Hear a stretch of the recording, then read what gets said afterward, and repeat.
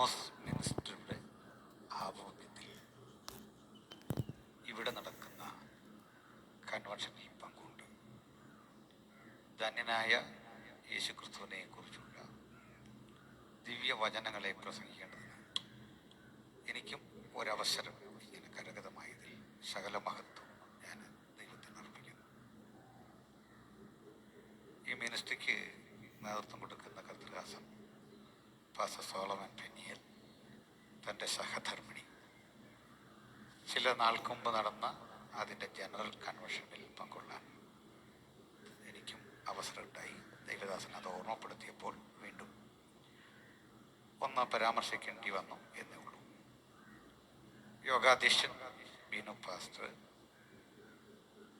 ബഹുമാനായ ബൈജു പാസ്റ്റർ, എനിക്കൊപ്പം ദീർഘദൂരം യാത്ര ചെയ്തു വന്ന കർത്താവിൻ്റെ ദാസൻ പാസ്റ്റർ ഷാജി ഫിലിപ്പ്, അങ്ങനെ പരിചിതരായ നിരവധി ആളുകൾ ഇവിടെ ഉണ്ട്. സഹോദരി ബിന്ദു സുവിശേഷം പ്രസംഗിക്കുന്ന ഒരു കർത്തദാസിയാണ്, ഇവിടെ വന്ന് കാണാൻ സാധിച്ചു. അതുപോലെ പാട്ടുപാടുന്ന സഹോദരങ്ങളിൽ ചിരകാല സഹോദരനും സ്നേഹിതനും ഒക്കെ ആയ പ്രിയ സിബി തങ്കച്ചൻ അവകളെ കാണാൻ അവസരം ഒരുക്കി. അദ്ദേഹമാണ് പാടുന്നതെന്ന് വന്നപ്പോഴറിഞ്ഞു. അദ്ദേഹം ഈ മിനിസ്ട്രിയുടെ ഭാഗമാണ് എന്നറിഞ്ഞതിലും കർത്താവിനെ സ്തുതിക്കുന്നു. നല്ലവരായ ദേശനിവാസികൾക്കായിട്ടും കർത്താവിന് മഹത്വം. നല്ല പാട്ടുകൾ, ആരാധന ഒക്കെ ദൈവം നമുക്ക് തന്നുകൊണ്ടിരിക്കുന്നു. ഇനിയുള്ള ഏതാനും നിമിഷങ്ങൾ വളരെ വേഗം വചനം ധ്യാനിക്കേണ്ടതിന് നമ്മൾ വേർതിരിക്കുകയാണ്. കുട്ടികൾ അവിടെ നിശബ്ദരായിട്ടിരിക്കണം. അവിടെ പരിപാടിയൊന്നും പറ്റില്ല. അവിടെ നിന്ന് സംസാരിക്കല്. കൊച്ചു കുട്ടികളടക്കം ആരും സംസാരിക്കില്ല. മാറിയിരുന്നാട്ട് ഇത്രയും കസേരയുണ്ട്.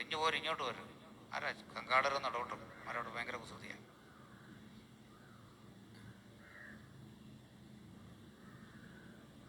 നമ്മുടെ ചിന്തയ്ക്ക് ആസ്പദമാക്കിക്കൊണ്ട് ചില വേദഭാഗങ്ങൾ വായിക്കണം. ആദ്യം വായിക്കേണ്ടത് എബ്രായ ലേഖനം 3:1. അതിനുശേഷം വായിക്കേണ്ടത് കൊലോസ്യ ലേഖനം 2:9.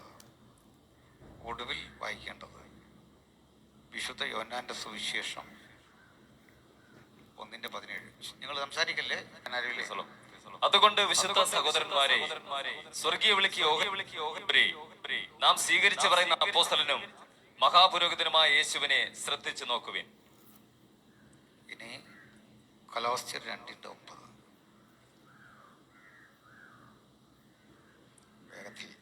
അവനിലല്ലോ ദൈവത്തിന്റെ സർവസമ്പൂർണതയും ദേഹരൂപമായി വസിക്കുന്നത്. ഇനി യോഹന്നാന്റെ സുവിശേഷം 1:17.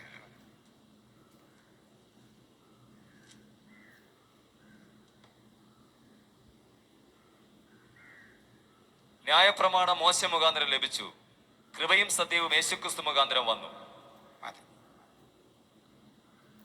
ഏറ്റവും മനോഹരമായ ഈ വചനത്തിലേക്ക് ദേശനിവാസികളെയും ഞങ്ങൾ സ്വാഗതം ചെയ്യാം. സുവിശേഷ യോഗങ്ങൾ ഈ മോണിറ്ററിൽ കൊടുത്തരണേ. സുവിശേഷ യോഗങ്ങൾ പൊതുവെ ആധ്യാത്മിക ചിന്തയുടെ ഒരു സാധാരണ വിശകലന യോഗങ്ങളാണ്.